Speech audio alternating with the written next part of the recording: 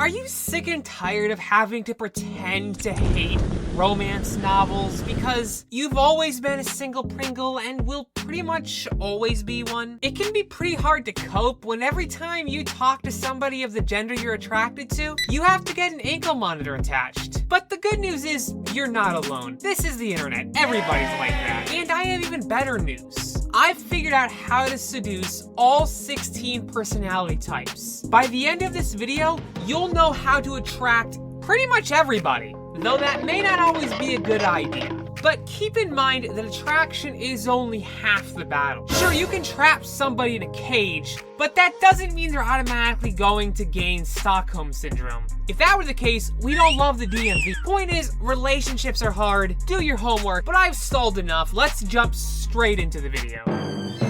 ENTPs think they're the funniest, most interesting peeps in the room. They make Seinfeld look like Ferris Bueller's teacher. If you want to seduce an ENTP, just laugh at their jokes. And then just show some interest in all of their interests. I know there's a lot of them, but if you can find something genuinely interesting about them, say it, and ENTPs will love you for it. The S in ISFP stands for space. ISFPs need their alone time. If you're super clingy, they're gonna lose interest. ISFPs like most people, but they're very rarely interested in people romantically. If an ISFP flirts with you, you can pretty much guarantee they don't like you. You gotta play hard to get with them. Make yourself worthy of being chased. ENFPs are clowns. They know it, you know it. I mean, they bleed cotton candy for Pete's sake. But that doesn't mean ENFPs don't want to be taken seriously. ENFPs can get shit done, and they want somebody to acknowledge that. They're not just clowns.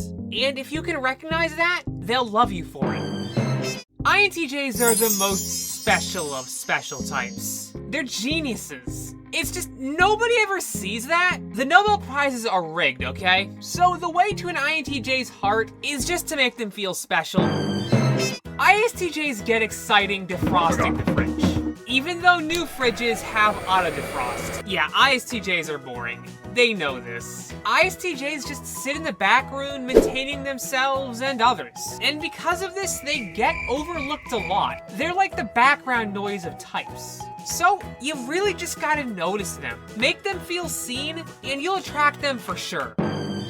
ESFJs do a lot for others. So people will often choose them, but mostly for all of the stuff they do. This can make ESFJs feel used. So choose them for them. ISTPs DIY everything, and this includes relationships. So never chase them. If you come wrapped up in a pretty bow, they'll have no interest in you. You gotta let them chase you. And if they don't chase you, then you're kinda out of luck. Just ask them out. Make them feel like every part of the relationship is a check on a checklist. ENTJs will really admire your determination and your guts. Especially because ENTJs are kinda scary. To get an ESTJ to like you, you need to show them that you've turned down a lot of other people first. ESTJs don't want to be your second choice or your third choice. They want to be your best option. This is a type with a lot of pride. So to give yourself the best chance, make all of your breakups as public as possible. ESFPs like to party and have a good time. They're oftentimes seen as silly and irresponsible, but they aren't. ESFPs have done a lot and they're often high achievers. They kind of live by play hard, work hard. So just acknowledge all of the stuff they've done and they'll gladly pay for dinner. People often look at feelers like they're kinda dumb and emotional. So, kind of like double dumb. But while ISFJs may be very well in touch with their feelings, they're also really analytical. So, make them feel smart. If you do that, then they'll probably do all of the chores around the house. INFPs always feel out of place in the world.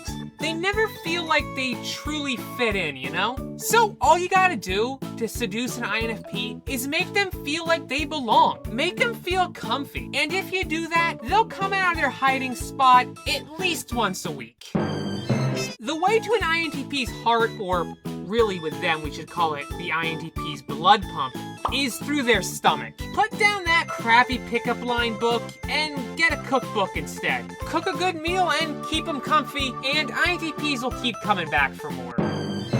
Ask an INFJ for advice. INFJs have very low self-esteem, so making them feel like you value their opinions will make them love you. Plus, INFJs just really love giving advice. You gotta make an ESTP think they have a shot with you. So, drop some hints. Flirt a bit. If ESTPs see a shot, they're gonna take it. ENFJs just want to have fun. They spend all their time being the protagonist, so sometimes they just want to do something fun and easy. So go to the fair, watch a movie, you know, do whatever people do when they leave their room. Like I said earlier, once you've attracted the type you like, you're gonna need to keep them around. So you better learn how to manipulate the types too. And I made a video all about that. Watch it right here. Thank you guys so much for watching. Special thanks to my patrons and coffeers, and I'll catch you guys all next time.